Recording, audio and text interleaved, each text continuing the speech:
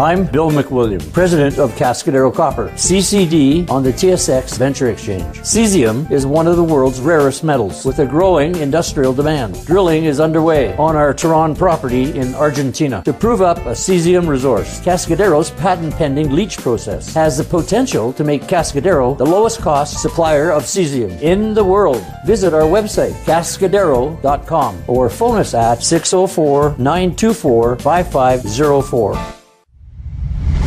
You're listening to HowStreet.com radio, available online at TalkDigitalNetwork.com. Welcome to HowStreet.com radio, the online source for market opinions. Here is Jim Goddard. My guest is Ted Dixon, CEO and co-founder of IncResearch.ca, Canada's first online financial news and research service providing insider news and knowledge to investors. Happy holidays and Merry Christmas and all those fun, joyous things. Oh, Merry Christmas to you and your listeners, Jim. Taking a look at the year on the Canadian and U.S. markets, boy, they told us that before Donald Trump was elected, things would get really bad, and they really went the other way after he was elected.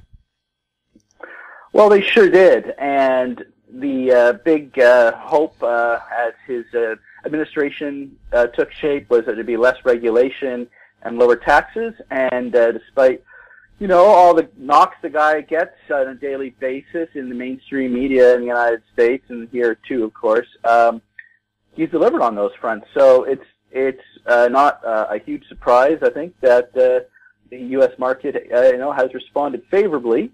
With the the S&P benchmark is up, without dividends is up 18% over the past year. So it's been looking really good. Now the tech sector has even done stronger, and that I think is partly to do with the foot dragging of the Fed and other central banks on rates. There's still a lot of money floating around, whether it's going into art or going into Vancouver condos or going into tech stocks, glitzy tech stocks. You've seen that play out as well in 2017. But I think that's that may be the ninth inning for that trade. I think the one major development from this tax bill that's the president's going to sign globally, the major global implication of it, the major one, I think, is that the bond market's waking up and going, hey, wait a minute, they've just passed these tax cuts and we're going to pay for it. And the bond market is falling and the yields are rising, and that is a big change. Now, we have a ways to go before it becomes a significant development, but the trend is for higher rates, it seems, on the medium long term end. What about all those long-term negative interest rate German bonds? Why would anybody have bought one of those in the first place? Because they wanted to front run the central bank who was buying them, and it was an easy way for the banking elite to make money. That's why they were buying them. Yes, because again, as an investor, why would I want to guarantee to lose money? I can do that on my own. Well, the fact of the matter is, if you were a big bond desk in Europe, you were guaranteed to make money because you'd buy them at whatever the price. And you'd have a greater fool buying them guaranteed off of you, and that greater fool was Mario Draghi. So it's been a guaranteed profit situation, not for you and me, Jim, but for the bank trading desks primarily, and significant institutional investors who have the clout, to get into that preferred window. So it's a really lousy setup for the average citizen in Europe and global citizen, because we're impacted by that. When a large central bank like the ECB plays those kind of games, like the Fed played up until 2014 with its QE, it affects everyone. And so and that game is coming to an end. We can only hope, in 2018. So the bond market should definitely be poised for some changes coming up. Well, apparently the Bank of Japan, they call it a stealth withdrawal from quantitative easing, but they're easing up on their plan to snap up all the stocks of the 50 major companies in Japan as well. Did it work?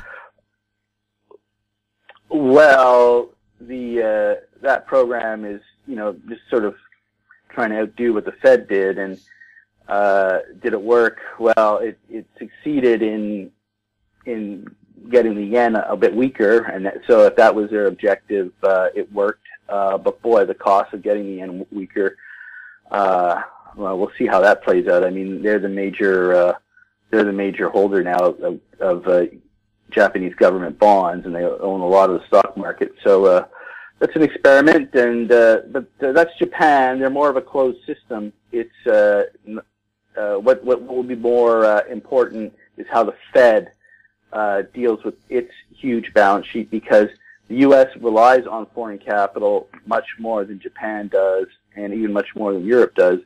So it's going to be interesting, to say the least, how that's going to play out. You're not a big fan of devaluating currency, are you?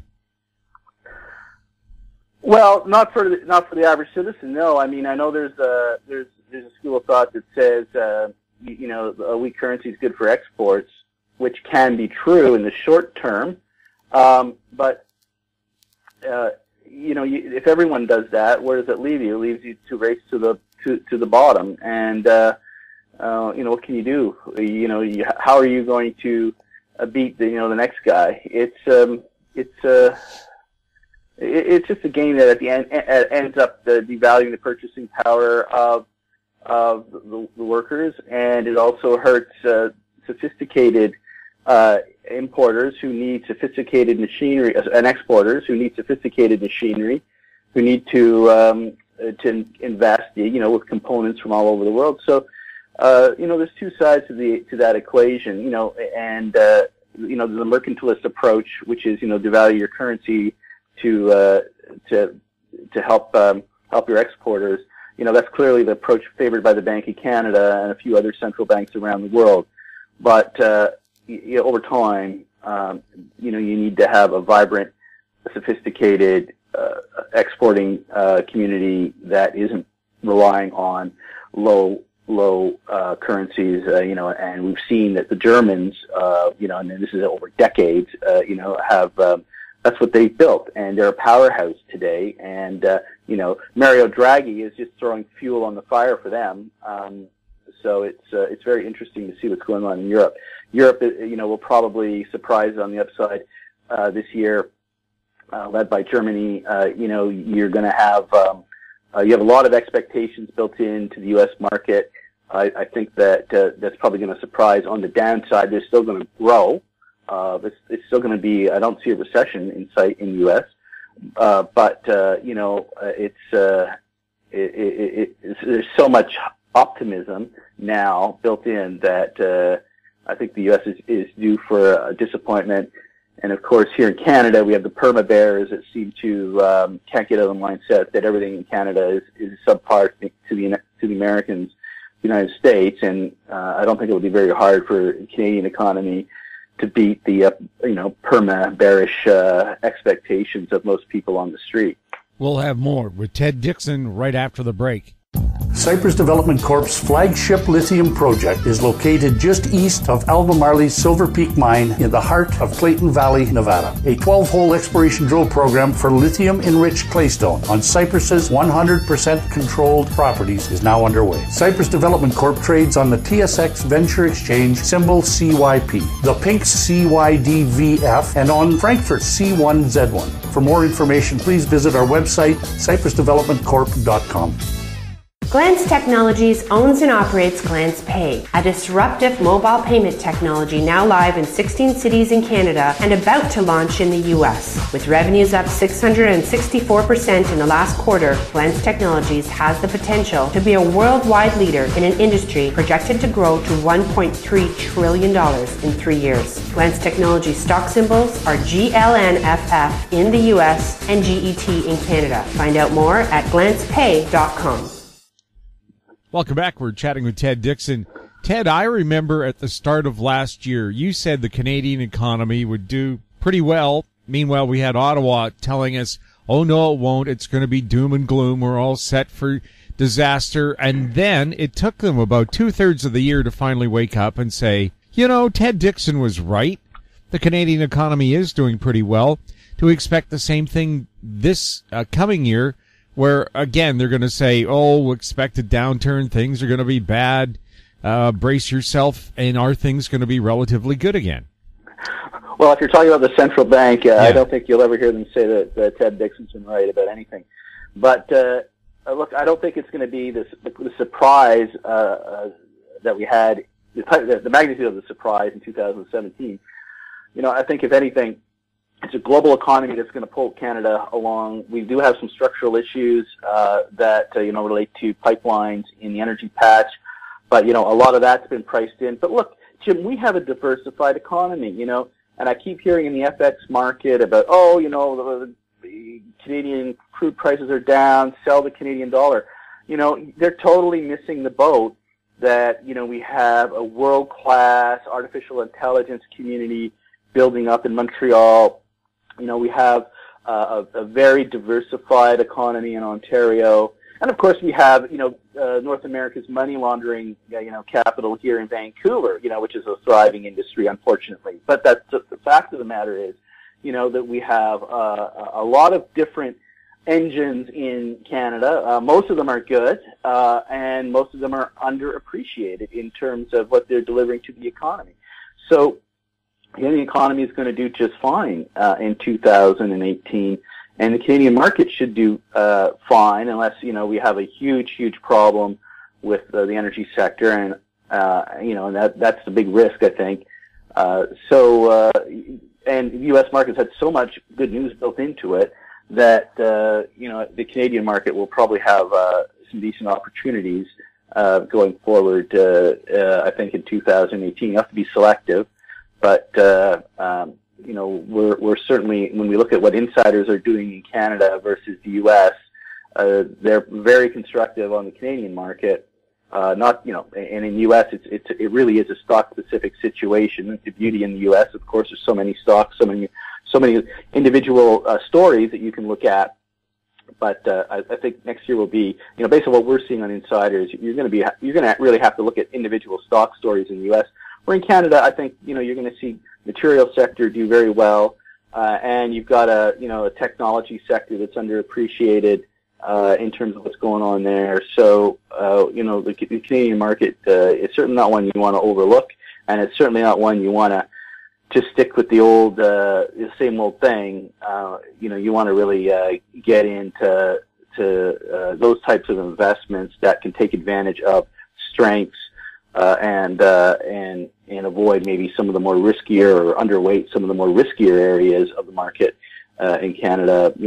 And the energy sector has shown that it's got some risk, but it's come off so much that for contrarians, if you get into the right investments with the right product mix, maybe you'll do okay. So I think in general the Canadian market's looking pretty. We're pretty upbeat on it going into 2018, and try not to let the perma bears and the perma gloom and the silver metal complex that we're always going to be second best to the United States rub off too much. As we head into the new year, Canada's got a lot going for it, and as an investor, you just have to be aware of where those opportunities are.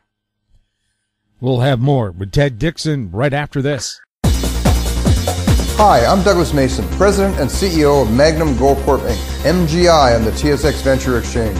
A 2015 drill program on the LH property intersected high-grade gold, including 16.9 meters of 13.58 grams and 11 meters of 20.66 grams per ton gold. A follow-up drill program is planned to further evaluate previously identified subsurface high-grade gold mineralization. Please visit our website at magnumgoldcorp.com. Keep informed.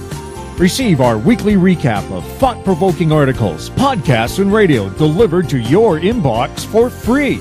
Sign up for the HowStreet.com weekly recap on our homepage, HowStreet.com. Welcome back. We're speaking with Ted Dixon.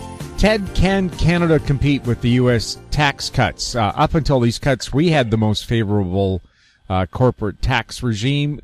Are our taxes still low enough to make us competitive with the U.S.? Well, that's a question that is really important going into the new year here. And I really think you've got different, I guess, a different competitive mix that we're offering in Canada than the U.S.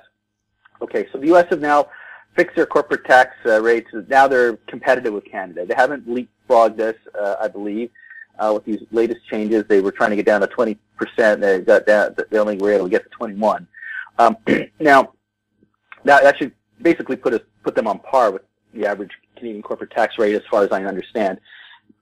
But what you have to also look at is, yes, okay, so for very wealthy individuals, the rates have been cut. So they're going to have an advantage on attracting high quality in human capital, like corporate leaders, team managers and the like.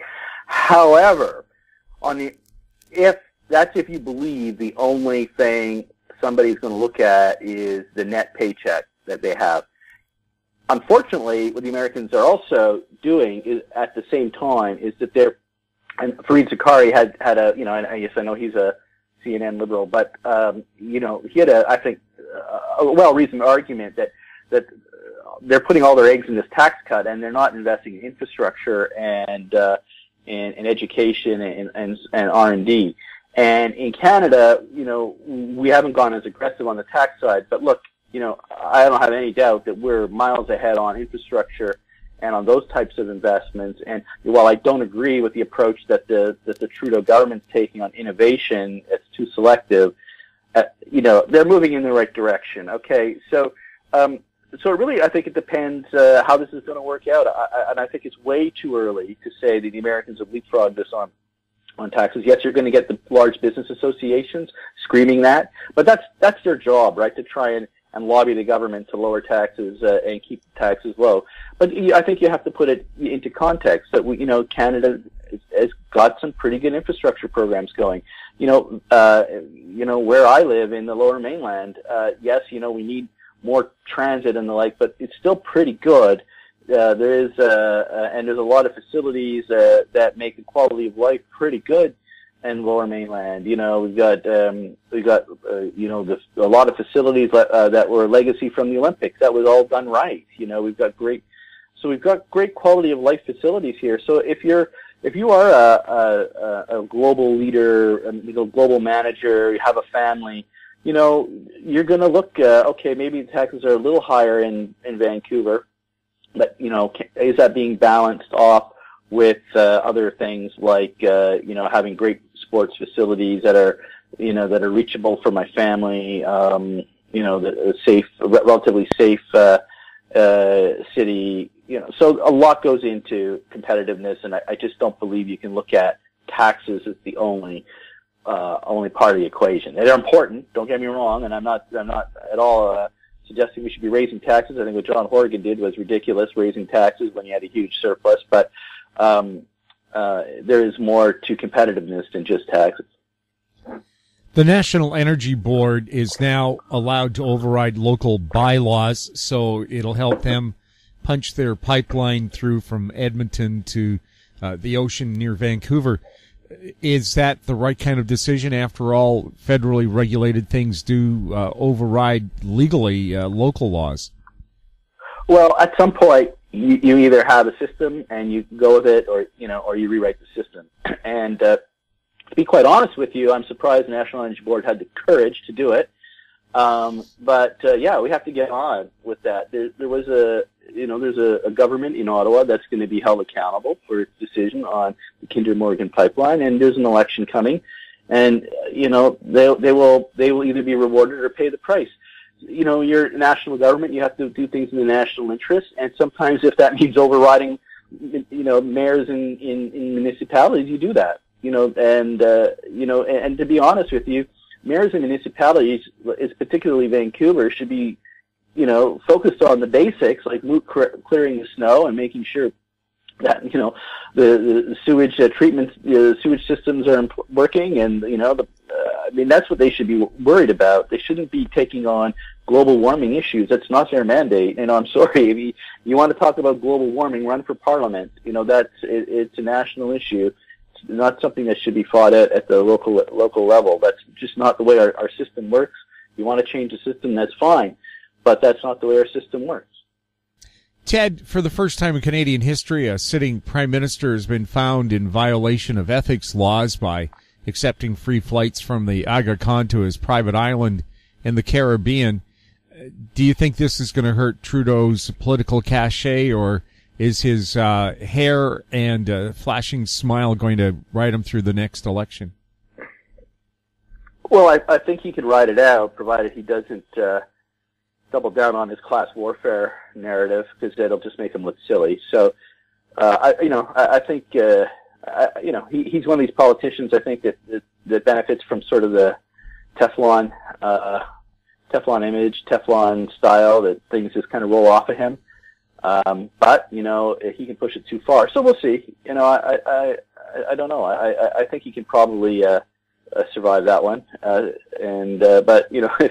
if he does double down on this middle class, we're fighting for the middle class, stuff, people are just going to start rolling their eyes, and one would hope that even that the political hacks in the PMO's office had a bit of a wake up call in the summer, that they overplayed their little cute game on that, and will maybe stick their knitting. And they have plenty good things to talk about. They don't have to get into this mean spirited us versus them. And why would they? I mean, they can just stick with their game plan. Not that I agree with everything in their game plan, but if